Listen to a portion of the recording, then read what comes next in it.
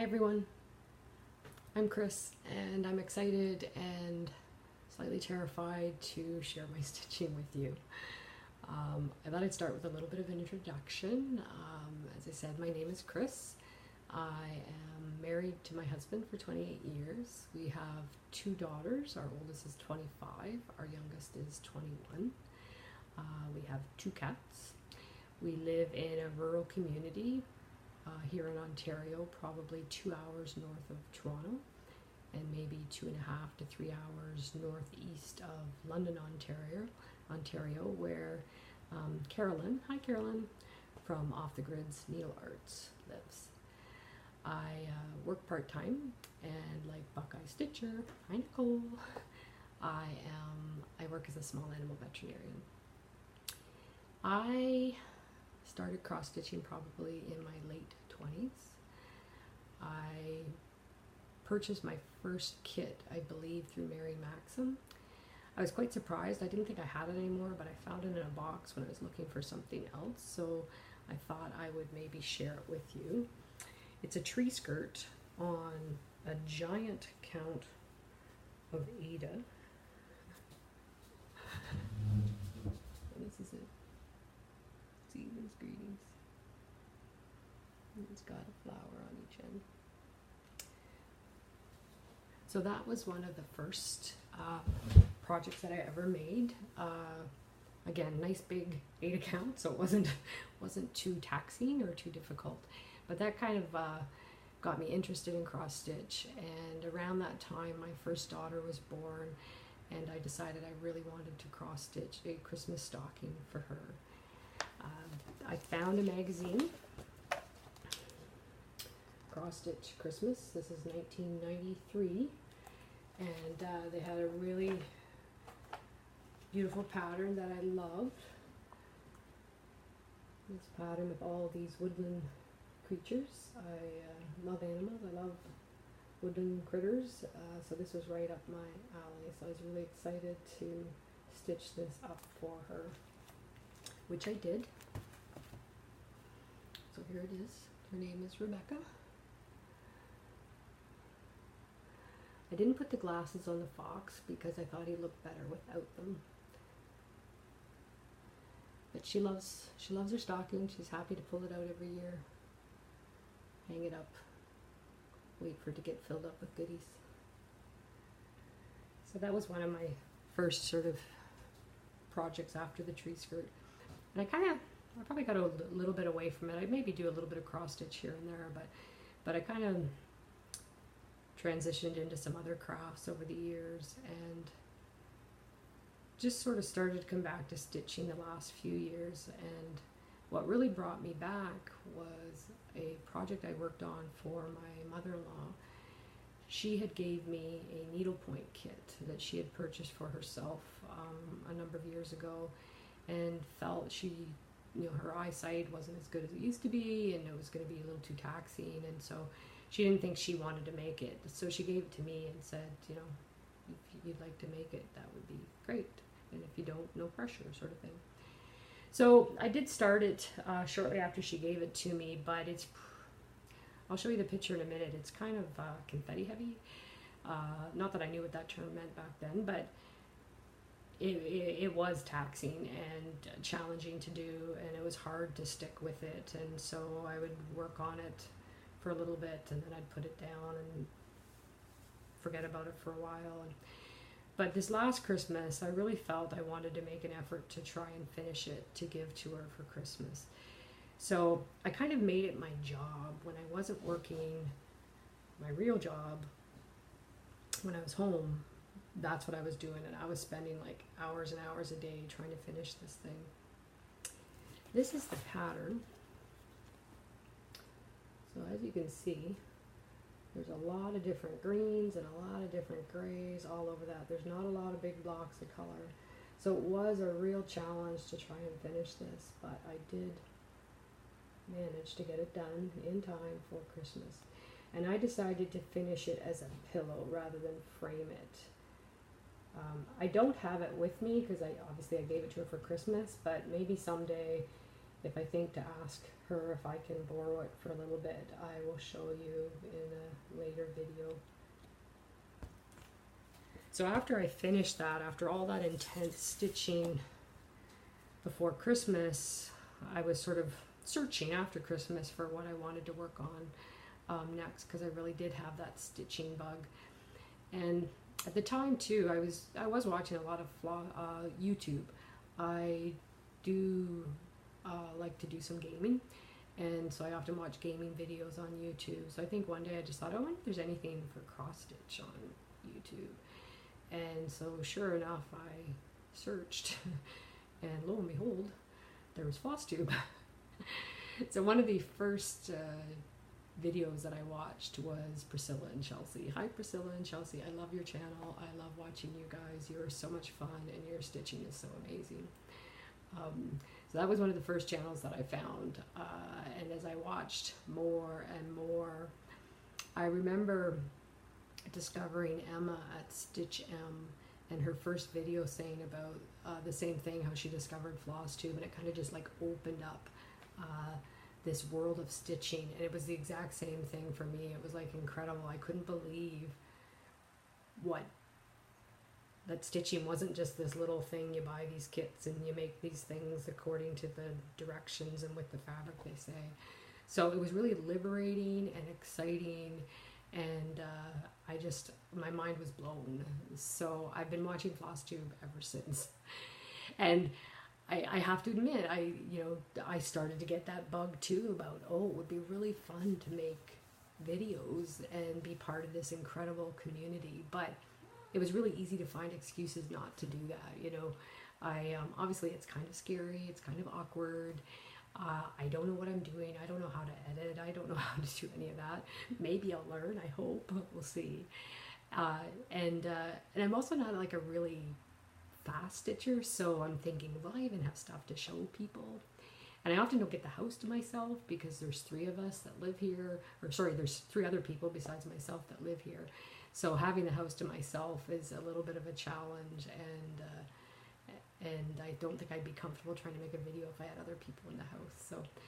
So those were certainly some of the reasons. And then one other reason, you probably see I have this scar on my neck. I had thyroid surgery in April of 2017, and it was a fairly large nodule that they removed, or that was on the lobe that they removed. And I ended up with some trauma to the nerve, to my vocal cord. So it ended up making my voice very weak. So again, at the time when I was thinking about doing it, I'm thinking, my voice is going to be really strained and people are not going to be able to hear me very well or be irritated by my voice. It is a lot better. It took almost a year for my voice to start coming back. It's still not my normal voice, and it does certainly get weak the more I talk. I hope you can hear me okay, or I hope my voice isn't too irritating the way it comes out. But that was another reason why I kind of didn't make videos. But I finally decided, I thought I'd at least try. What have I got to lose, right? And I really thought it would be a nice way to keep me accountable and keep me motivated to keep working on some of the projects that you tend to put aside because they're not as exciting, but I really like to finish projects, so I was hoping it would help me in that aspect too. And of course I wanted to be part of this amazing community of these amazing stitchers who are so creative and so funny and so fun, and I love you all. Yeah, so I just thought, let's try. So here I am trying, and I hope it goes okay. I guess then the next thing that I wanted to show you was some of the things that I'm working on currently. And I'm just going to show you a few things because, again, I don't have a ton of stuff, and I figure I'll maybe spread it out over a few videos and see how things go. So the first thing I wanted to show you was something that I recently finished. So it's a final finished object, and it's a coaster.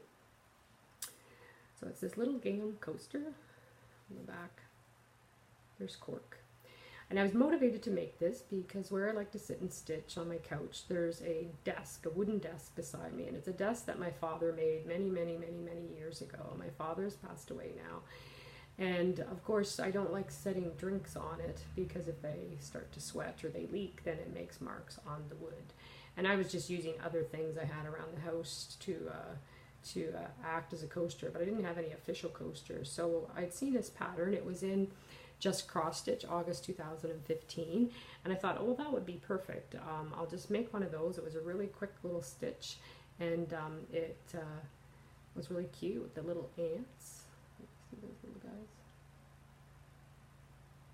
And so yeah, it sits on my desk, and it makes me happy every time I reach over to get my drink, because it's just so bright and cheerful and fun.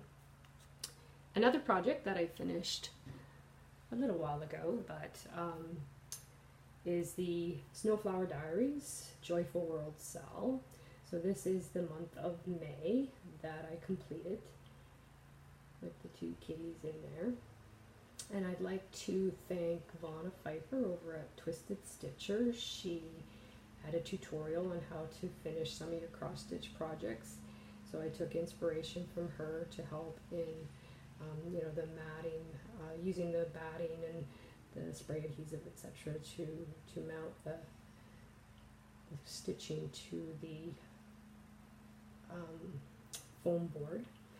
And then I took inspiration from Priscilla and Chelsea to think outside the box and not just put in a frame, although this is a shadow box frame, ironically. But it's in there on magnets, and I'm able to switch out from month to month, and this hangs over my computer desk, so I get to see it every day, and it makes me smile. So that's May. I also had April done. That's April. There's the magnets on the back.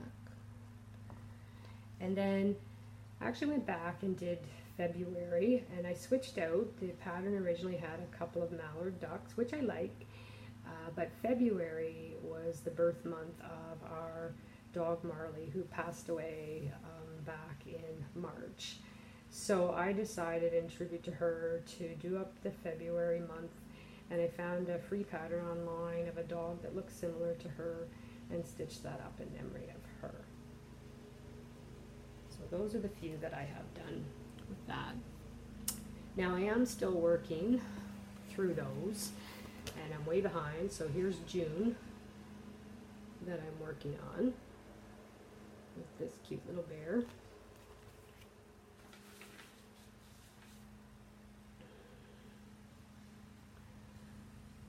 So that's where I'm at.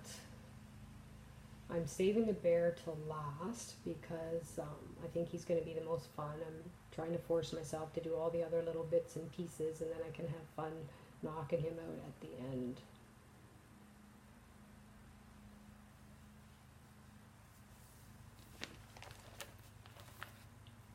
Another project I'm kind of working on right now is this little tiger cub. This is a pattern from Nikki Pattern on Etsy. I'm making this little cub for my daughter, my youngest daughter. She's always been a huge animal lover. Well, everybody in my family is, but she really enjoys animals. So I'm almost done the first page. And I'm just getting up to the fun stuff by his nose, and I'm getting closer to his eye.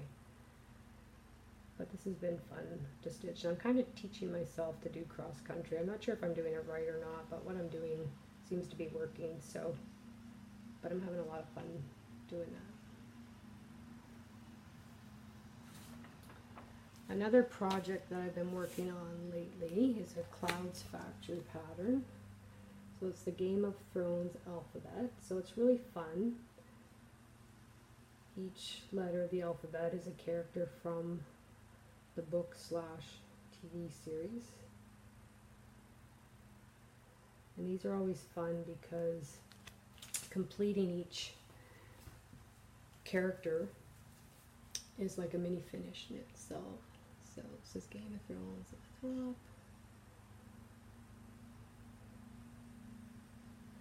It's fun because it does have some specialty floss with the metallics, the golds and the bronze, silver, which adds a little bit of bling to it. So I'm really enjoying working on that. as well.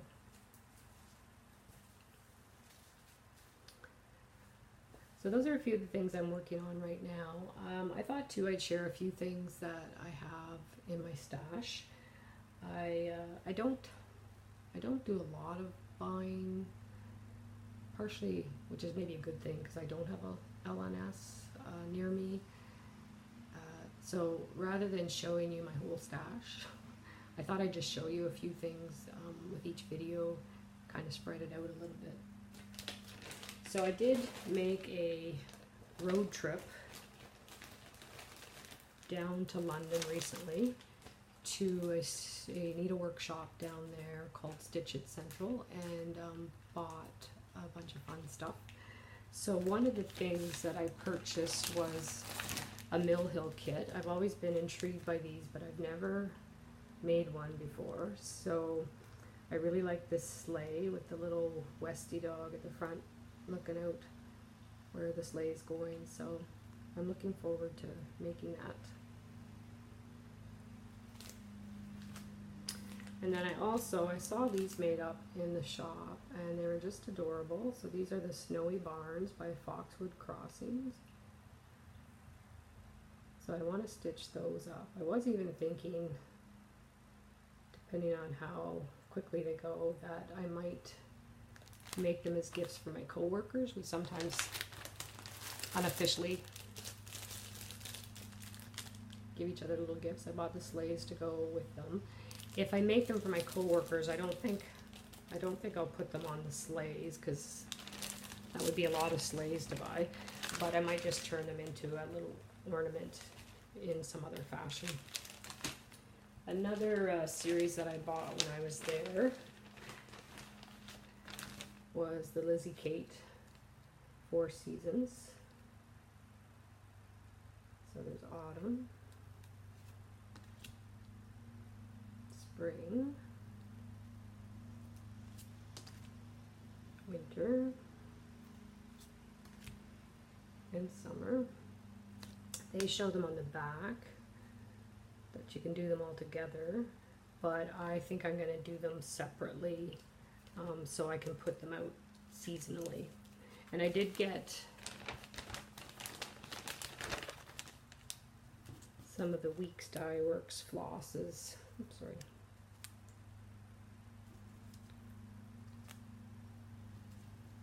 To go with these, which are very yummy. I've never worked with hand-dyed floss before. I love that green, that red. So I'm really looking forward to trying the hand-dyed floss when I make those. So those are a few of the things I have in my stash that I'm looking forward to making. I thought just as a last little bit, I would show you some other craft that I've maybe done. So I have done some knitting in the past. I've knit a bunch of different things. I've knit sweaters, and I've knit gloves and that sort of thing. But one year, again, when my daughters were small, I discovered this booklet in a craft shop we had at the time, which we have no longer. And it's got all kinds of really fun little things that you can knit. But I decided that I was going to knit this Cinderella doll. She is a topsy-turvy doll. So I'm not sure if you've seen one of those or know what those are.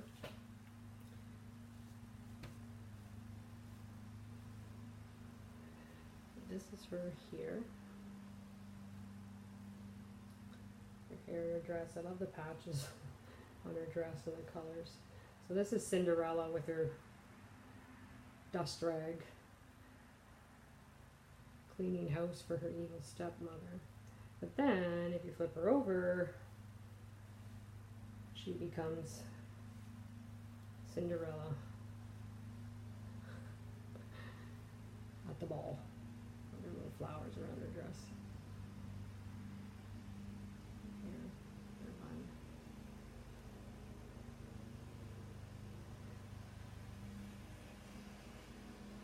So that's something else I've created in the past. Anyway, that's all I have to share today. Thank you for tuning in. Thank you for sticking with me and listening to the whole video. I hope it was kind of fun to see some projects that somebody else has done or is working on. And until next time, I'll see you. Bye.